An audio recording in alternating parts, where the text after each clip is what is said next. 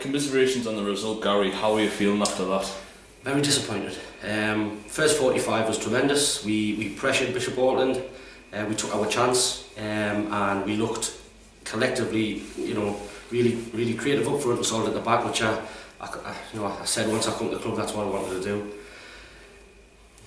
Game of two halves, come out second half and we weren't there. We stayed in the dressing room, I think, and we didn't get the seconds, we didn't get the first, we didn't take any opportunities, and we defended really poorly.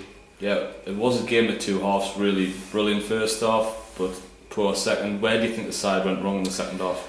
I told them at half time that the next goal was massive. That would be the turning point. If we got it, we could go on and get 3, 4, possibly 5.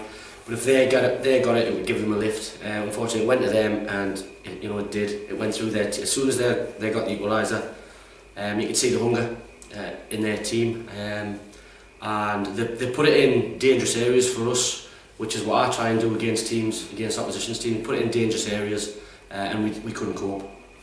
Yeah, how pleasing is it that Lee Scott has broke his goal drought? It's really good. I'm really pleased for Lee because obviously he's gone through a period of time where he hasn't scored, and for a striker that can be quite difficult and devastating. It knocks your confidence, and most strikers these days play on confidence. Again, it was a good goal. I thought he might have had a couple of other chances. But Lee's an honest player. He works really hard. He's really good in the air. And today I give him obviously man of the match because he scored today. But again, his ethics and his work rate, was one of the positives today. Yeah. Do you think their goals may have been prevented by bringing fresh legs on a little bit earlier? No, because I think it was an individual centre half's decision making that caused the problems, and it's probably not the first time this season. Like I say, we had the chances first half, could have been 2-3. And obviously if you go in at half time 3-0, that's more or less the game.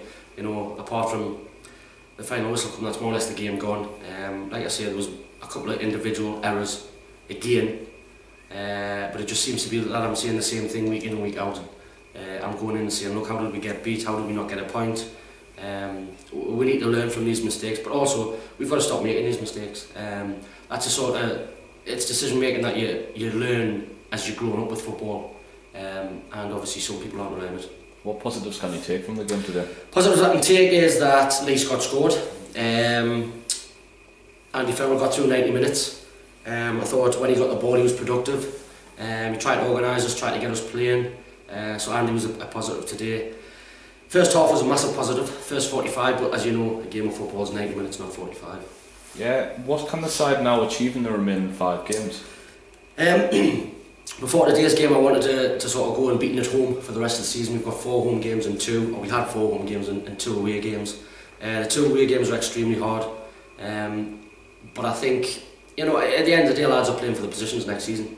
They're playing for the shirts next season. So, for me, they need to play every game as though it's the last game of the season, and they need to impress me and Andy Farrell and the chairman and the fans. They need to want to play for this club, and they also need to finish on a high. Nobody wants to end a season on a low because it carries on into the next season. So I think if we can finish on a high, we can gather momentum through the summer and go on and achieve things. Finally, looking ahead to that West Lotman game next Saturday, what does the side need to do to get back to winning ways? Again, I'll say what I've said all the time. We need to work on things in training. We worked on some things today, attacking through-ins. We worked on attacking players. When they come off first half, and for some reason, second half we just weren't there. We weren't in the ballpark. But again, I'll confess to work hard in training like I do. The lads will tell you we work very hard. I'm trying to get the ethics right, the work rate, and the fitness of the players. But again, individual errors again has cost us today. Cost us 3 points. You can prevent and work on things, but some decisions making you can't really prevent from happening. All right, you can't train for happening. Yeah. Cheers, Gary. No bother.